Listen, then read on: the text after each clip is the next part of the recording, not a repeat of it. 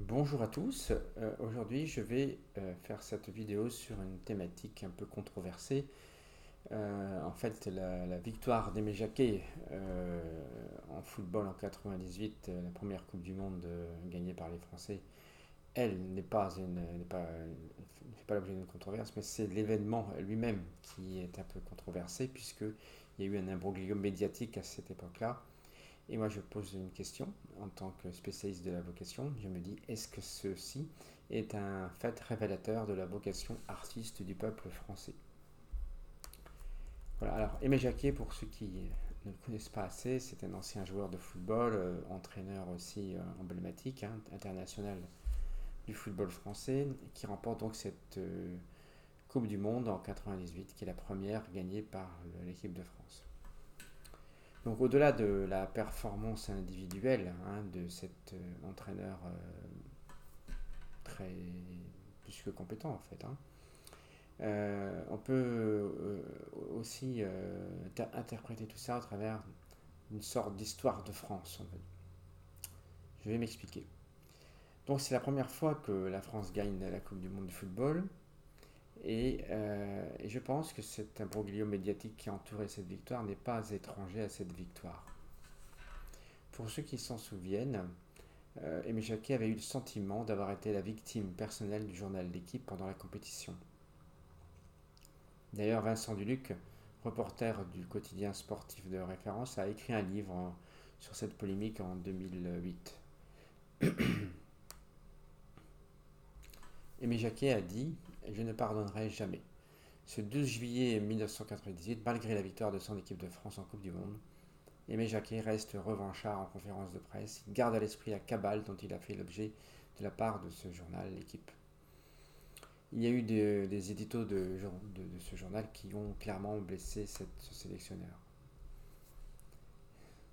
Alors, pour vous faire un peu l'histoire, Aimé Jacquet était positionné dans une longue lignée d'entraîneurs qui n'avaient pas beaucoup fait rêver les Français pendant des dizaines d'années. Et quand Aimé Jacquet avait annoncé sa liste des 23 à la veille de cet événement, il dit que le football n'est pas un spectacle et c'est à partir de là que le ton est monté. Dans une interview en 2002, Aimé Jacquet dit qu'il ne pardonnera jamais à ces gens, entre guillemets, infects et lâches, ce qui lui a valu d'ailleurs des poursuites de la part du journal. Si 4 ans après la Coupe du Monde de 98, Aimé Jacquet a toujours ce ressentiment, c'est vraiment que la plaie avait été profonde. Alors quelle est mon analyse de tout cela en tant que spécialiste de la démarche professionnelle de la provocation? N'oublions pas que ma spécialité c'est le management vocationnel et ma méthode est la provocation, mais aussi la provocation tout court. Je pense qu'on est précisément là sur le terrain de la provocation, d'où mon intervention sur ce sujet. Voilà, donc entendons-nous bien, la provocation, je l'écris, provocation avec un tiré au milieu, et donc ça c'est le sens de l'activité, donc faire émerger la vocation, et provocation sans tirer, donc en un seul mot, qui signifie, qui est la méthode que j'utilise finalement pour faire émerger la vocation. Donc étrangement, il y a un lien fort entre ces deux termes. D'où ma pensée, je pense que la provocation est la méthode idoine pour révéler les vocations des personnes. Alors dans mon esprit, évidemment, provoquer, ça signifie aiguillonner. Aiguillonner pour faire émerger des énergies fortes. Et c'est ce qui semble s'être produit justement en 98. En aiguillonnant Aimé Jacquet, le journal L'Équipe me semble avoir provoqué à la fois l'entraîneur et son équipe, voire plus que ça. Ces hommes semblent s'être ainsi totalement révoltés et ils ont eu à cœur de laver leur honneur en démontrant leur vraie capacité, toute étendue de leur potentiel et de leur talent, voire plus que ça aussi. Certains hommes ont été très clairement révélés. On pense bien sûr à Zinedine Zidane, devenu un joueur d'exception et aussi un entraîneur d'exception. La victoire de 1998 me semble donc plus liée à une provocation qu'à une addition de compétences des uns et des autres. Car pour moi, la vocation est quelque chose de très profond, de très énergétique, de très performant, bien plus que la notion de compétence, et même le talent. Alors, évidemment, l'entraîneur qui a été blessé ne doit peut-être pas voir les choses sous cet angle-là, et on peut bien sûr le comprendre, car il a vécu ça comme une attaque personnelle. Bon. Et si on prend beaucoup de recul et qu'on regarde cette histoire comme un système où le jeu d'acteurs produit des énergies folles, on a peut-être là une clé intéressante du succès de l'équipe de France. Souvenons-nous, à cette époque, la France est un pays qui avait peu de succès sportif, contrairement à ses voisins européens.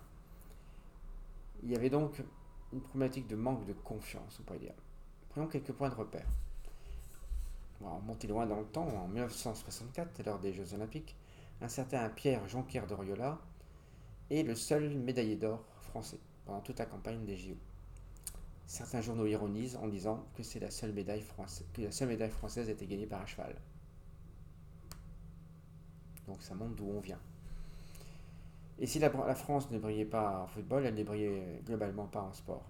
En 1976, pour les gens qui ont connu cette période, le football réveille le sport avec l'épopée des Verts, donc les Verts de l'équipe de Saint-Étienne, qui parvient à se hisser au niveau d'une finale européenne, mais malheureusement sans la gagner. Alors il y a bien eu Marseille qui a gagné une Coupe d'Europe en 93, la seule et unique à ce jour, mais malheureusement ce succès a été terni par des problématiques judiciaires.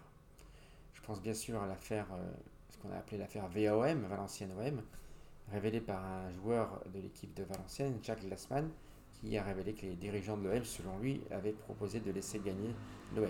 Ce qui a été, je crois, validé par un jugement.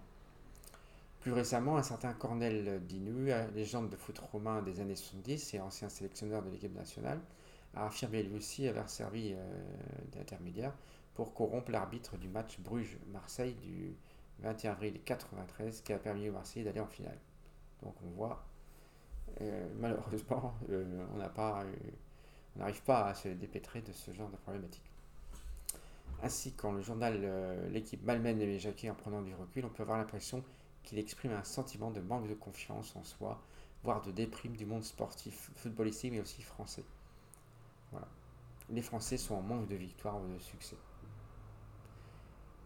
Alors, je me dis, c'est une hypothèse, sans doute fallait-il donner un coup de pied dans la fourmilière pour que tout le monde se réveille. L'épisode provocateur entre le sélectionneur Aimé Jacquet et le journal L'équipe peut être interprété à l'aune de cette idée de provocation salutaire. Au fond, le journal comme le sélectionneur, sans en être vraiment conscient, ont sonné l'heure de la révolte du sport et du football français. Car après cette victoire des footballeurs français, eh bien, les Français ont enchaîné les bons résultats en football au point de gagner une seconde Coupe du Monde en 2018, 20 ans plus tard. Donc ça a duré dans le temps. Ou même sur bien d'autres sports. Prenons l'exemple des Jeux Olympiques de Rio en 2016, où l'équipe de France gagne 42 médailles et dont 10 en or. Et d'ailleurs, la France a tendance à briller à chaque Jeux Olympiques, qu'ils soient d'été ou d'hiver. Prenons aussi l'exemple de l'équipe de France de handball, qui a également brillé en devenant en 2017 la première équipe de l'histoire à gagner 6 titres mondiaux. 95, 2001, 2009, 2011, 2015, 2017. Auxquels s'ajoutent 3 titres européens, 2006, 2010, 2014, et 2 titres olympiques, 2008 et 2012. Ce qui en fait la première équipe à avoir remporté au moins 2 fois chacune des 3 compétitions majeures. La problématique du sport français perdure et certains sports retombent dans la déprime typique des Français. On le voit notamment dans le cyclisme où l'été dernier, Julien Alaphilippe et Thibaut Pinot ont failli réaliser un exploit, celui de gagner un Tour de France, sachant que cela fait 34 ans que cela n'est pas arrivé. Là aussi, il doit y avoir une problématique de manque de confiance en soi. Au fond, la France est un peuple émotionnel et artiste. La France est réputée, comme on le sait, pour ses créatifs et ses créations. Et on le sait aussi, les artistes ont souvent une problématique de manque de confiance en soi. Les artistes sont des personnes qui doutent et peuvent manquer de confiance en eux, mais lorsqu'ils décident de se sublimer, ils atteignent de véritables sommets. Et c'est sans doute pas par hasard que le métier d'artiste a souvent été assimilé à une vocation. De même que ce n'est sans doute pas un hasard non plus que le concept de vocation a émergé dans notre nation française. Voilà, j'espère que cette vidéo vous aura intéressé. Je vous en réserve d'autres prochainement et je vous remercie beaucoup de votre attention.